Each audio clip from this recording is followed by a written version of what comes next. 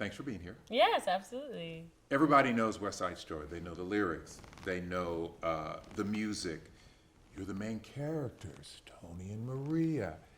As artists, how do you approach something that is so familiar to the audience? Yeah, the best way I think to approach iconic pieces and roles are to approach them with yourself. You have to bring the pieces of yourself that the creative team and the casting process saw that match the character, and also bring something that's fresh on it and something that is new for the audience to find. I love being able to see iconic shows revived over and over with new people playing the characters, because they look at the piece differently, which makes me as an audience member then look at it differently. So I think that's the best way to always approach it. We love to pay homage to the people who have played it, but then we bring ourselves into it. I love that. And what about you? I completely agree. I think there's a reason why we keep telling Romeo and Juliet or Orpheus and Eurydice in all these different contexts. And I think that even though the exact details of the experience may not be the same, the human emotional circumstances are really relatable. And that's why we keep telling these stories in different iterations, in different contexts, different times, different, looks. But the core of the emotional situations and circumstances are relatable. And so we're able to look through our own character's lens, through our own lens as the performer, that identify with what these people were doing, even though we've never lived in Verona, Italy, or, we weren't alive in the 1950s in New York. Right. But we have our experiences to deal with. So to me, it's the storyline is transcendent. Absolutely. It's somebody falls in love with someone from the wrong tribe, the wrong religion, Yeah. the wrong race, the wrong color, you name it. And yet it's the power of a connection that has nothing to do with where you come from. Right. Isn't that it? Absolutely. I think that West Side has this beautiful way of showing us that people are constantly fighting for their own space in the world and for them to feel like they belong and have family. But there's such a beauty to love at the end of the day, and hope, and something that can transcend, as you said, to move things forward and possibly show that everyone can coexist, and we all can find our small piece of this world and exist on it. So yeah, it's incredibly transcendent. It's such a beautiful story. Yeah, I agree. I wonder if either of you personally have felt the power of what is felt in this with the lyrics and the music, that lens helps you with the character. Yeah, I personally have not felt it, but I've known of my mother and my father actually going through something kind of similar with my mother's family, where she met my dad. My parents came from Jamaica, and my mother met my father in New York City, and my mother's family didn't really like my dad very much. And my dad's Puerto Rican, my mother's Jamaican, and there was kind of a clash of cultures and race and different conversations in that.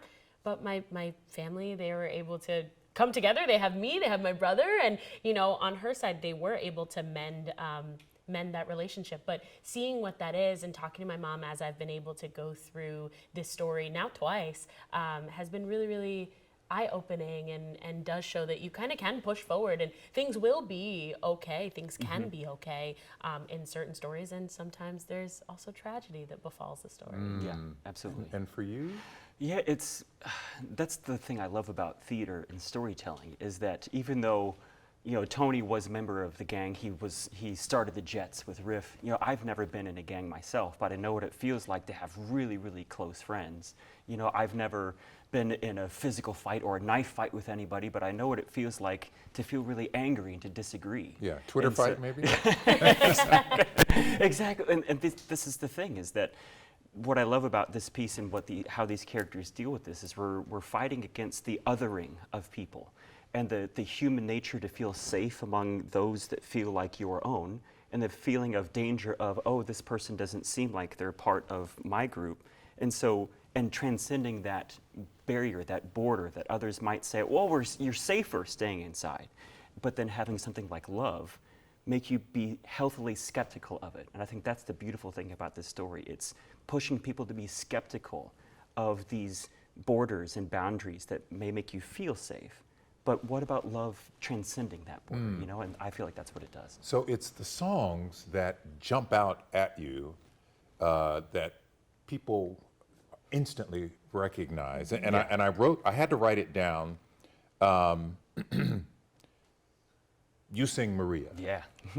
I just met a girl named Maria, and suddenly that name will never be the same to me. That describes This is the boundary busting emotion. exactly, and it's no surprise to him that she's not one of the Jet girls, you know. So it's very obvious, but that doesn't matter in this moment. All he knows is that he's made this connection with her, and her being a shark girl, like, who cares in his mind? And all he knows is this connection, this little dance they've shared, and in the song Maria, he just keeps saying her name over and over and over again because, first of all, that's all he really knows about her, but that's all he needs to know because he feels something. I'm sure there's a version of the Maria song playing in people's heads in different scenarios all across the world. Exactly. Absolutely. Yeah. Right? Yeah. And so for you, the song is I Feel Pretty, oh so pretty. I feel pretty and witty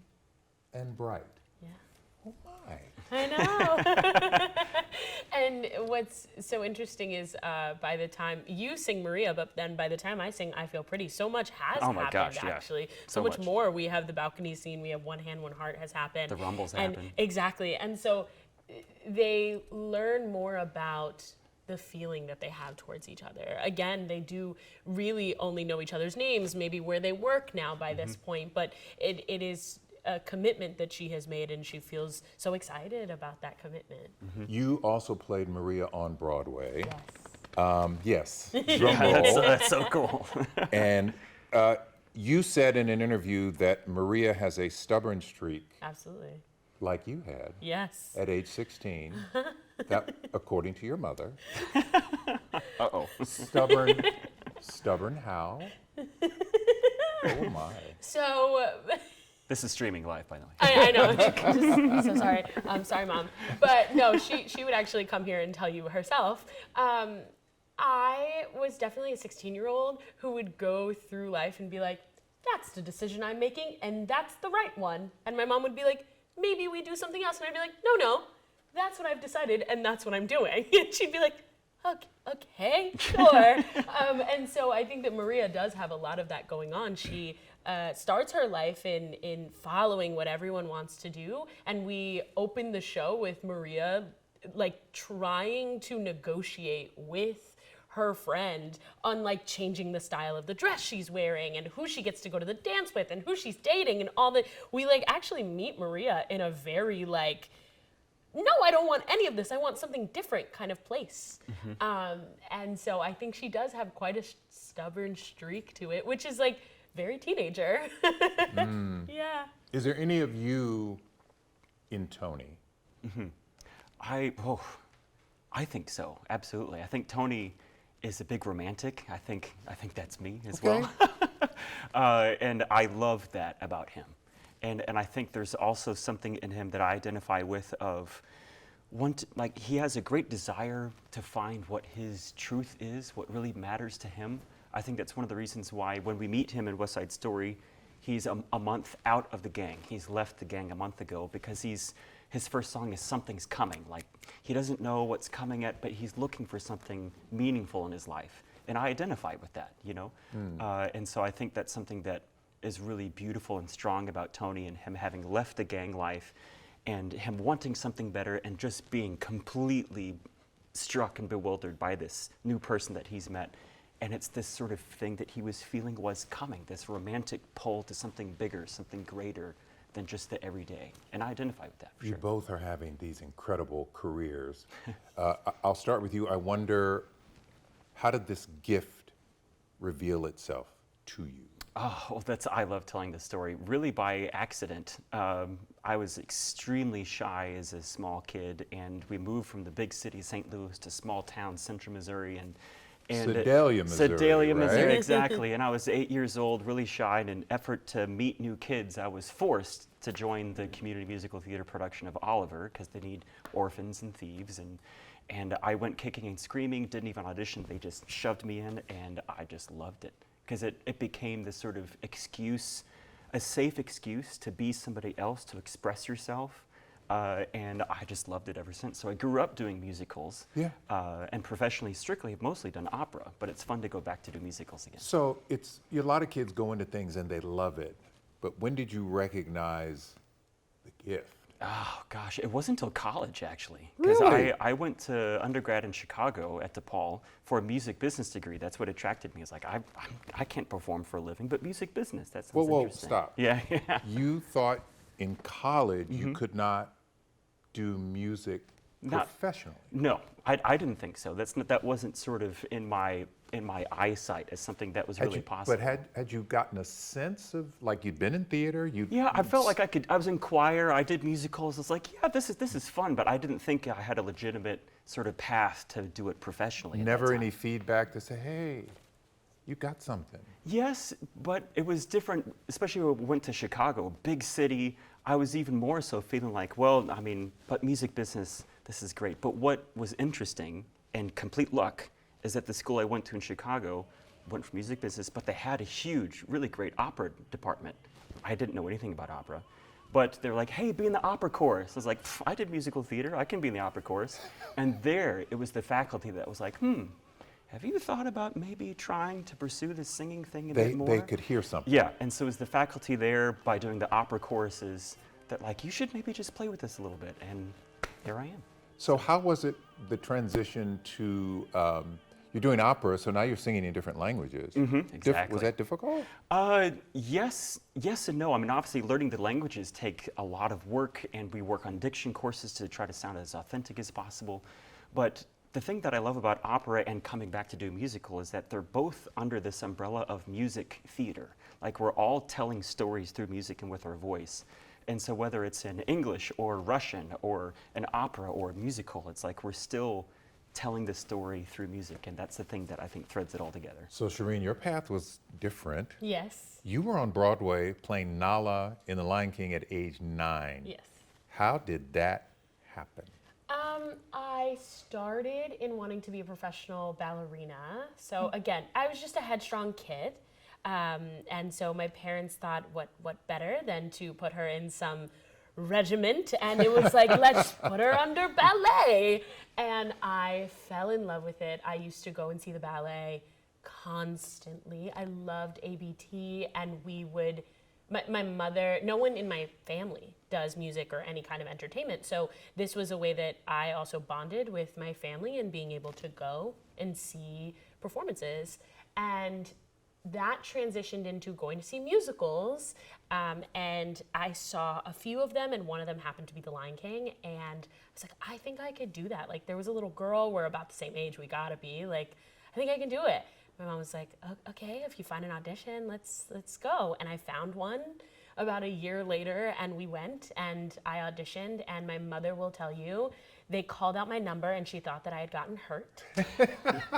And so she went upstairs to go be like, oh God, my child, she got hurt. How do I take care of her and all this stuff? And they were like, she has a callback. My mom was like, what? What is that?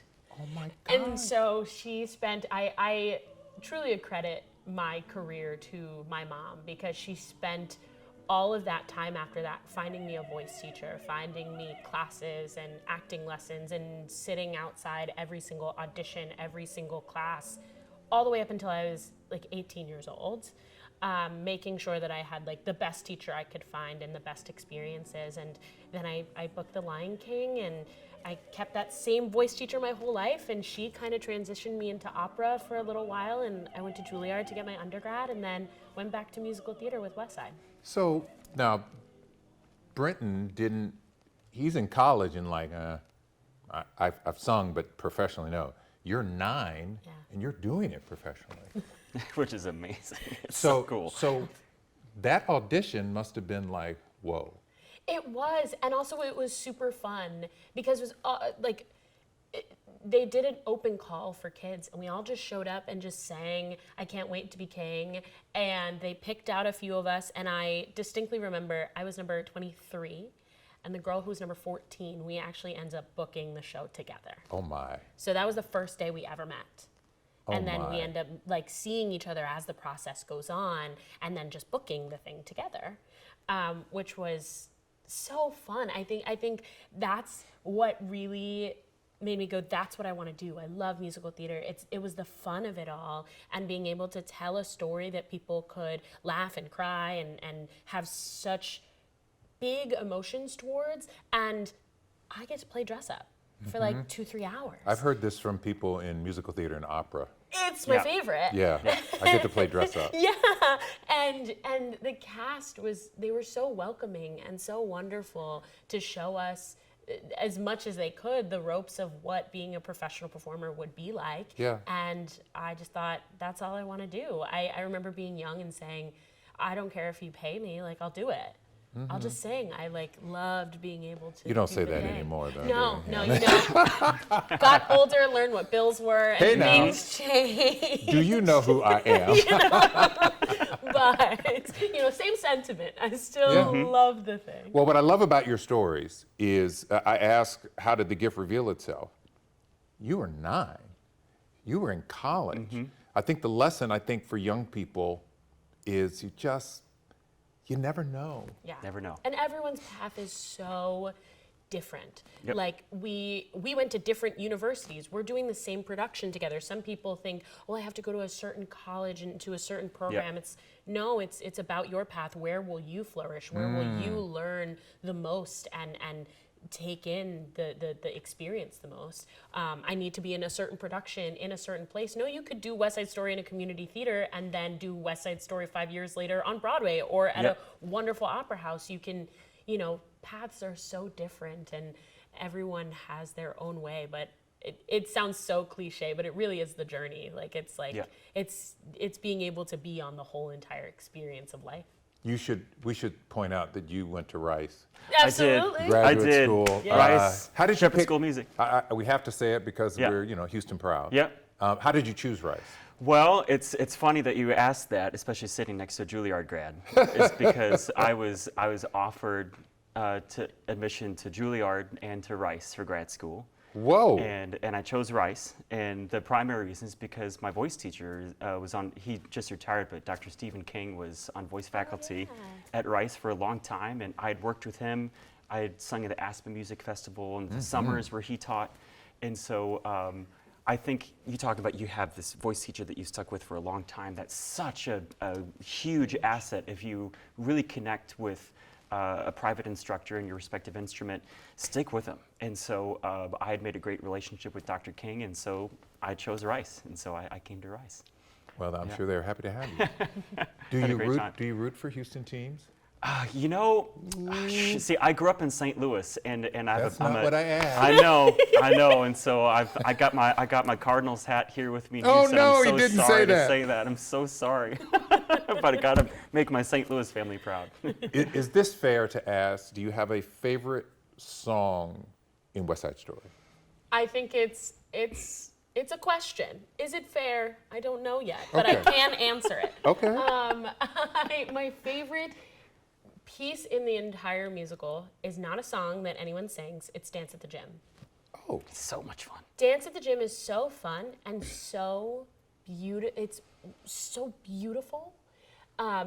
You get the blues, you get the different charges of the Jets and the Sharks, completely different music. You get the cha-cha of our meeting. You get what is called the jump scene, which is probably my favorite scene, within the Dance at the Gym. And so they encompass almost the whole show in like one number. They just like distill it into this one thing called Dance at the Gym, and everyone's on stage and everyone is like a part of this community. Orchestra's wailing. It's amazing. Yeah. So when I booked the Broadway show, I listened to that song, I think, for like 6 months. Oh. Like on repeat, because I loved it. So Yeah. Same for you? And for me, there's my favorite part I did West Side Story 14 years ago, so this is my second time doing it. But even then, and it's still true today, that my favorite musical moment in West Side Story is in musical theater what they call the 11 o'clock number, which this gal sings. So I Have a Love is what it is. It comes in this duet with Anita, and it's it's near the end of the show, and it's the most beautiful music, and Shereen sings it so gorgeously. And we've gone through this huge, tumultuous up and down roller coaster, and then time just seems to stop. And she's the most honest. I have a love, and it's all that I have, you know? And it's really stunning. It really stops the show in the best of ways. I've interviewed a lot of singers, opera singers in particular, and musical theater. Performers, athletes, for example, they get hurt. Dancers get hurt. How do you protect your instrument? Good question. Yeah, it depends on the show. There's some like Very true. baseline things that you do. You have Tell the warming- audience, you like know, what, like what? Yeah, you have warming up. Yep. You have to warm up before you do Staying the show. hydrated. Exactly. Steaming, because so the vocal cords, even though we stay hydrated with water, vocal cords don't fully hydrate without having a kind of like aerosol. So you have to steam, hot water steam. There's also like a nebulizer steam, which is like saline. There's a whole step, y'all. Yeah. I see. Yeah, and so we keep that kind of health up, just baseline. But then it depends on how difficult the show is. Are you screaming in the show? Are you talking in the show? How long is, say, the opera or the musical? Yeah. And based on that, if you're screaming a lot, which we do quite a bit. Quite a bit in Things this maybe show, get yep. a little crazy in Act 2. Yep. You do have to give yourself some good vocal rest. You have to work on basically the cell regeneration of your vocal cords. So sleep. Yep. A lot of body care. I had a massage actually today. Hello. You know. So it's a lot of self-care of the body Yeah. and of the voice, because you want to keep the entire body as relaxed as possible, just because your vocal cords are a muscle, and so Yep. they respond in the same way that all the rest of your muscles do in your body. And the other yes, that's side of the equation that I find also interesting is that there's also the mental side of it as well. Of some people are like, ooh, do you have superstitions? And like, no, I don't find them useful, because if you have to flip a coin 3 times before you go on stage, but say you don't have a coin, now what? So I feel like if a singer, or for me, if you're so overly regimented, it can create this mental anxiety. And so it's this balance of taking care of yourself physically and also knowing who you are as a performer. And maybe you like to exercise beforehand. Maybe I love coffee. Maybe I like to have a cup of coffee before I sing. So there's taking care of the physical side of the voice and the mental side as a performer. Yeah. Shereen Pimentel, Yes. Brenton Ryan, stars of HGO's West Side Story. Thank you for the conversation. Thank you Thank so much. you. Appreciate it.